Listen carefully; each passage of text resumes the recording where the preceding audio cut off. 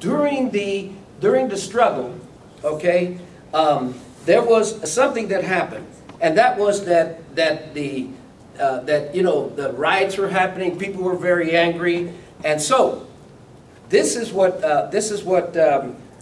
happened here. By this apocalyptic confrontation, it was a turning point, a time of great need for our people and our nation. There was a lot of stress. People were boycotting, people were burning. There was all kinds of situations, and it wasn't just people of color that were very upset and knocking things over. People were against the Vietnam War, and they were also blocking bridges, and they were having a lot of awesome civil disobedience. And somebody stepped up because there was time, there was danger in this nation, and very serious danger. And somebody stepped up when all this was going on and said, "Let us not seek to satisfy our thirst for freedom by drinking from the cup of bitterness and hatred," said he, as he stepped forward to lead this intense struggle for human rights and liberty. Hatred paralyzes life. Love releases it. Hatred confuses life. Love harmonizes it. Hatred darkens life. Love illuminates it. And from the very citadel of segregation, from the centrum of injustice and racial discrimination, emerged a man with a mighty dream, a common man with common valor and unconditional love to fill the promise of democracy, the Reverend Dr. Martin Luther King. Okay? And that's when he stepped in. Now, Rosa Parks had already raised her hand and said, "No, I'm not going to give you this bus," remember, and all those boycotts. But it was Martin Luther King that finally stepped up, and he said, "Let's not use violence, let's use a different way." And that's when he stepped in and took over on the movement. The last thing I'll leave you with is this. I had written the history of the civil rights movement in poetry. It's here. Now, the last stanza for this says this. I'll leave you with this thought. Into a shining star. See it? Do you see that shining star up there? Your dust was cast in heaven. Oh yeah. Into a shining star, your dust was cast in heaven, O Martin Luther King. For when conflict approaches, God lights up the darkness with your immortal dream. Thank you.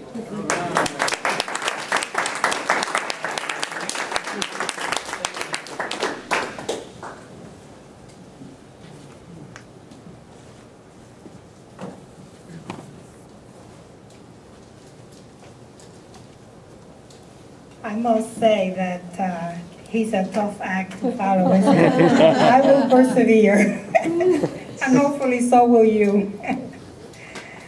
Thanks for the opportunity to join you in this event commemorating the March on Washington by focusing on the man that, like Dr. King, did so much to raise the consciousness of many of us about justice, equality, and civil rights. In preparation for these remarks, I spent some time reading about the life of Cesar Chavez and his thoughts about the role of education. Although I did not find much about this specific topic, I came out of this brief research task with so much respect for this man. I was impressed by his commitment, discipline, and I'm going to use the word worldliness. By this I mean his willingness to learn from other struggles, integrate lessons and ideas to his own challenges, and support others who, like he, were fighting to empower communities in order to create a better life for themselves and their families. This, of course, is the characteristic of great leaders. As an educator, I am particularly impressed by how later in his life he focused on his own education. As many of you know, Cesar Chavez was never able to complete his education because he started working early as a migrant worker so that his mother would not have to work in the fields. So after graduating from his 8th grade school, he essentially quit school. Although his educational experience was not positive, in fact, he went to 37 different schools, and many of the schools that he attended, he was punished for speaking Spanish with his friends, his peers at school. Nonetheless, he knew the value and importance of education. And at a point in his life when he could have focused on other interests, he embarked on a path of learning and self-empowerment. He pursued the schooling he never had. So he read many books on a wide range of topics, ranging from biographies, economics, history, organizational development.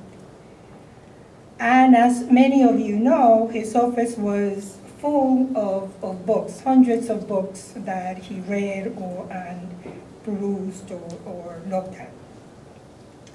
What was important to Cesar Chavez was learning, not necessarily schooling or credentials. Yet it is clear that he believed in education. He not only encouraged young people to pursue their education, but also to give of themselves, to become engaged in community, to work with others, to empower the community. This, he believed, helped to build character. In essence, he had an expansive view of what it meant to be educated. Fortunately, for us and others, Cesar Chavez's contribution will not be lost. Today, there are entities that have captured his speeches, his photos, articles written about him, and articles written about the farm workers movement. These entities include organizations such as state departments of education in various states, research centers affiliated with universities, and various local community entities. And in addition to these resources I just cited, there are a number of instructional resources, curricular, books, films, pamphlets, that teachers in the public and private school system can use to teach about the contributions of this great American. I truly hope that teachers are tapping into these wealth of knowledge and repositories of information. Moreover, there are schools, parks, streets, libraries named after Cesar Chavez in recognition of his work. And all of this information is available, by the way, on the internet. I want to spend a few minutes talking about where we are in terms of the education of children that are vulnerable in our communities, specifically these children that both Cesar Chavez and Martin Luther King worked so hard to assist, particularly to assist and empower the communities from where these children came from. I am referring, of course, to the Latino and African American populations that are still at risk in our school system. But first of all, I want to start with the positive. For example, much has been achieved since the days of the first phase of the civil rights movement, when Cesar Chavez and Martin Luther King were active in this society. There is greater access to public education. Latino children are no longer punished for speaking Spanish in their schools. Instruction in the native language is welcomed in some districts. In fact, here in DC, we have immersion programs and dual language programs. Many schools have created welcoming environments for linguistic and racial minority students. The nation is much more committed to the education of all children because we understand that our economic success is tied to the preparation of students that need to be ready for